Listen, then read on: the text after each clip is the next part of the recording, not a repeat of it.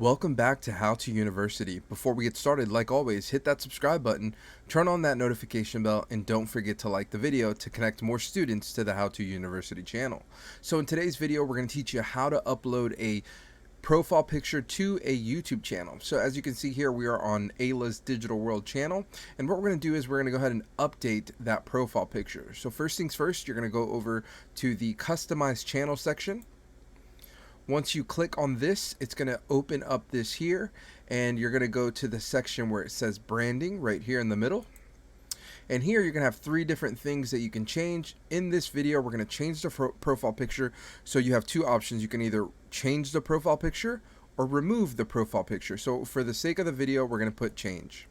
Once you click change, it's going to upload this page here. You can search for the profile picture that you want. You're going to double click the one you want. So for this page, Ayla's World, we're going to go ahead and select this one, hit done, and then in the top right here, we're going to hit publish, and that is how you update or change a profile picture on YouTube.